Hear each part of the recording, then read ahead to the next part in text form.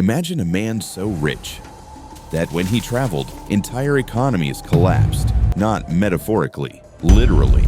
A king whose wealth was so vast, historians today still struggle to calculate it. A man who made gold so common, it lost its value.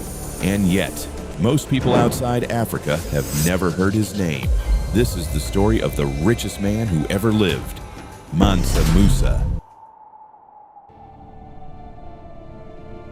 But here's the question: how does one man become richer than every billionaire in modern history combined? What kind of empire produces that level of wealth? And how did one journey across the desert rewrite global economics forever? Stay with me, because this story only gets more unbelievable.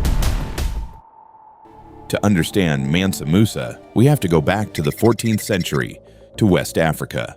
At a time when Europe was struggling through the Middle Ages, Africa was home to powerful empires, advanced trade systems, and thriving cities. One of those empires stood above the rest: the Mali Empire.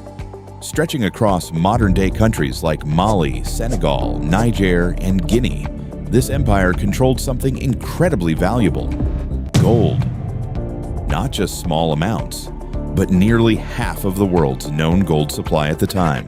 And at the center of it all was a man who would turn that wealth into legend. Mansa Musa became emperor in 1312, but his rise to power is already unusual. According to historical accounts, the previous ruler, his predecessor, became obsessed with exploring the Atlantic Ocean.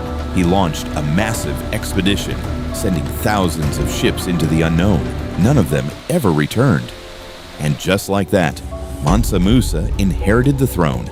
Now imagine this: you suddenly become the ruler of the richest empire on Earth, with endless gold mines, control of major trade routes, and absolute power. Most rulers would hoard that wealth, but not Mansa Musa. He had something else in mind. In 1324, Mansa Musa decided to make a journey that would change history forever: a pilgrimage to Mecca. Now, for a Muslim ruler, this wasn't unusual, but how he did it was unlike anything the world had ever seen. He didn't travel alone. He traveled with a caravan of over 60,000 people. Let that sink in. 60,000. Soldiers, servants, officials, and 12,000 enslaved individuals, each carrying gold bars. And if that wasn't enough, there were hundreds of camels, each loaded with up to 300 pounds of gold. This wasn't just a journey. This was a moving display of unimaginable wealth. As the caravan passed through cities like Cairo, people couldn't believe what they were seeing. Gold was being handed out freely to the poor, to officials, to anyone who crossed his path. It sounded generous, and it was, but it came with consequences no one expected. Here's the part that shocks economists even today. Mansa Musa didn't just show off his wealth, he accidentally broke entire economies. When Mansa Musa reached Egypt, he spent and gave away so much gold that the value of gold crashed. Prices skyrocketed, inflation spread, and the economy of Cairo didn't recover for over a decade. Think about that. One man, one trip, and an entire region's economy is destabilized for years. That's the scale of wealth we're talking about. But Mansa Musa wasn't just about gold. He was about legacy.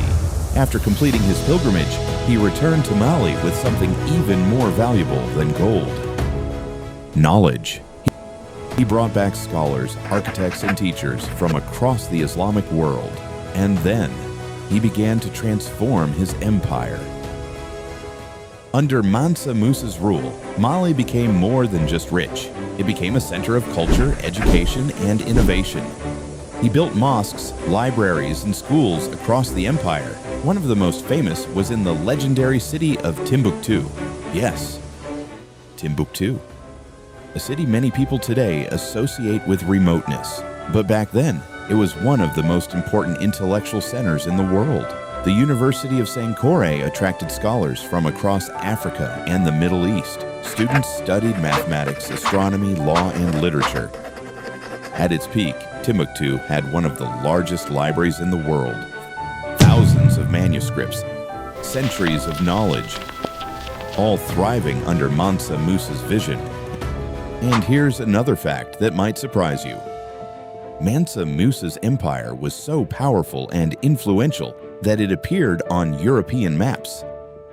In fact, a famous 14th century map shows him sitting on a throne, holding a massive gold nugget. To Europeans, he wasn't just a king, he was a symbol of unimaginable wealth. But beyond the gold, the caravans, and the fame, there's something deeper about Mansa Musa's story. It challenges the narrative many people have been taught about Africa, a narrative that often overlooks its history of greatness. Before colonization, before exploitation, there were empires like Mali, powerful, organized, advanced, and leaders like Mansa Musa, who didn't just accumulate wealth, but used it to build, educate, and elevate his people.